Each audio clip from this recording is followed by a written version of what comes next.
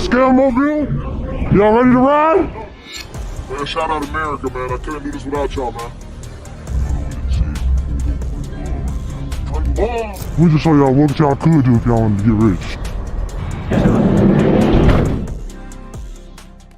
The couple's American dream quickly turned into a nightmare after wiring nearly $800,000. All of that money went to a scammer.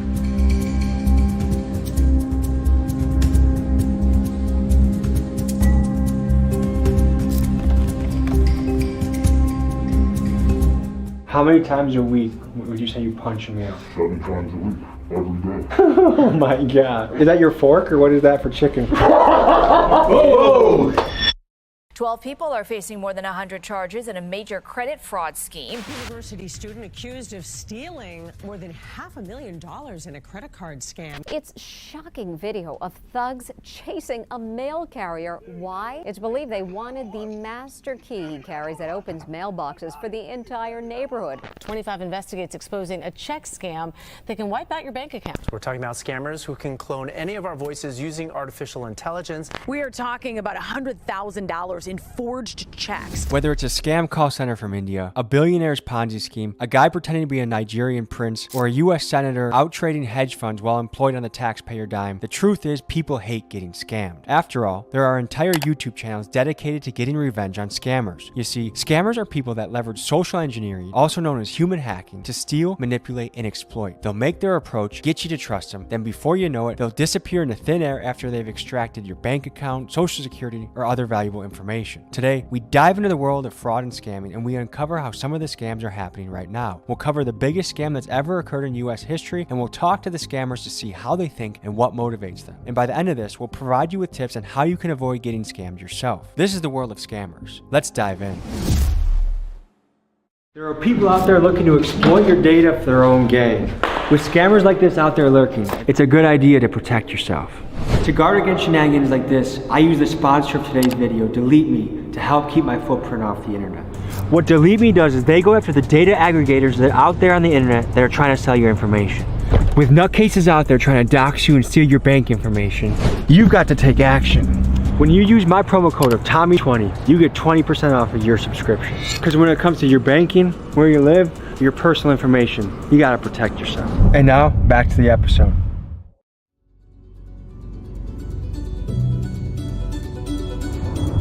Folks, today we're diving into the world of scamming. I don't know what the hell we're gonna get into.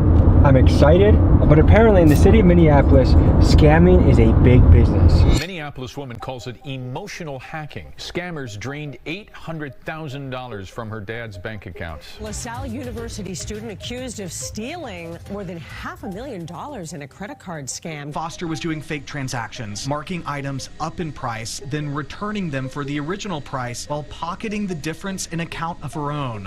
In fact, there are multiple RICO cases going on for fraud right now. A big scam that was pulled was the food share program. People pretended to be feeding the homeless and walked away with millions of dollars, and now they're getting RICO'd for that. A scammer is kind of like an illegal magician. They're pulling things out of thin air. There's illusion, deception, and before you know it or realize what they did, they're gone with the bag. Let's meet up with these guys and let's see what they're about.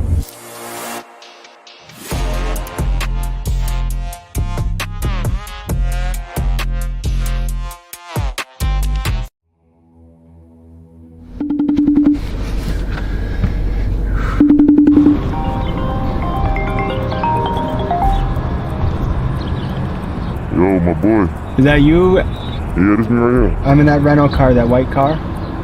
Alright, bet I'm finna walk over there. Okay, okay, door's unlocked.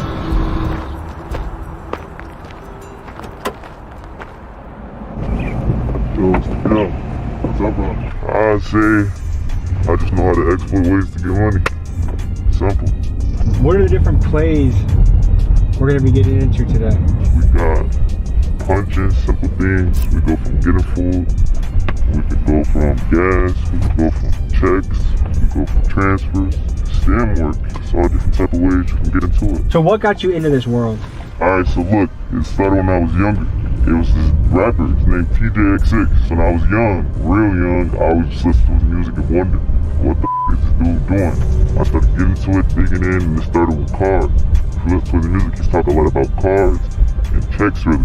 When he was talking about that, I kind of picked up on some things, and over time, I just got smarter and smarter and figured everything out. So what was the first play you ever made? It was on Telegram. It was this African dude I met, and we was talking for a long time, and he told me something called, it's a certain type of check that you can order off a log can. Ship the check till it dropped. I picked it up, put it in the ATM, 6,900 came. That was my first ever play.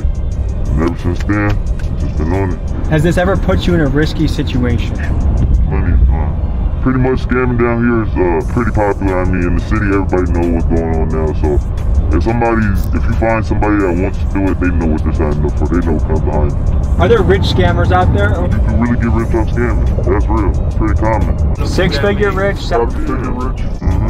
That's real. Rather than judging these kids, I wanted to try and put myself in their shoes. Now, I know I'm overgeneralizing here, but here's a theory I'm working with. A lot of these kid scammers are from Gen Z, and this is the generation that saw their parents lose their house in the 08 mortgage crisis as the bank executives responsible got rewarded by multi-million-dollar bonuses, and the banks that fundamentally scammed the country got bailed out by the tax money of the very people they scammed. So essentially, these kids witnessed a financial system that openly didn't give a shit about them or their parents, so heck, why not pull a scam of their own? And kind of explains the sense of nihilism that we've seen creeping into this Gen Z generation. Whether you talk about scammers, the Kia boys, or just an overall sense of I don't give a because it seems like the world around them is crumbling. Now, from a cultural standpoint, we've seen the rise of scam rappers, guys like Baby Tron, TJX6, and Punch Made Dev, and these are guys who look effortlessly cool, ridiculously rich, and they seem to be easily getting away with scams on major banks and institutions. So yes, it's easy to point the fingers at the scammers you see here, and yes, they have a moral responsibility of what they are doing, but are they not just an underworld byproduct of a system that white-collar scammers created? I don't know. That's just a theory I'm working with. Do you save much of your money?